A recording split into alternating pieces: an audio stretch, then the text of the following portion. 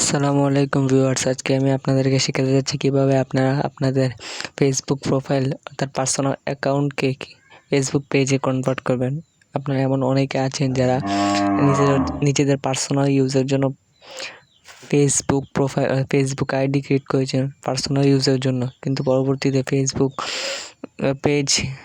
পেজে যেভাবে আর্ন করা যায় ঠিক সেভাবে, অর্থাৎ ফেসবুক থেকে আর্ন করার যে কন্ডিশনগুলো আছে, যেমন 5,000 ফলোয়ার এবং 60,000 মিনিট ওয়াচ টাইম, সেগুলো পূর্ণ হয়ে গেছে। কিন্তু এখন আপনারা আফসোস করছেন যে আপনাদের তো পেজ নেই, পার্সোনাল অ্যাকাউন্ট। আপনারা যদি আর্ন করতে পারতেন, কিন্তু আপনারা আফসোস করবেন না, কারণ ফেসবুক প্রোফাইলকে পার্সোনাল অ্যাকাউন্টকে পেজে কনভার্ট করা যায়। তার জন্য চলে যাবেন ফেসবুক অ্যাপটিতে।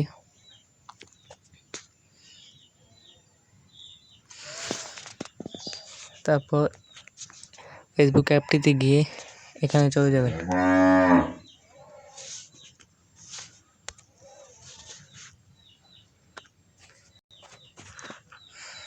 এখানে থ্রি ডট আছে, থ্রি ডটে ক্লিক করবেন।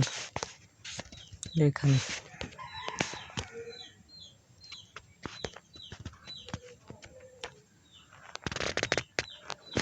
থ্রি ডটে ক্লিক করার পর এখানে একবার অনেকগুলো অপশান আসবে, এরকম একটা পপ আপ আসবে। তারপর এখন টার্ন অন প্রফেশনাল মোড নামক একটা অপশান আছে, এখানে ক্লিক করবেন।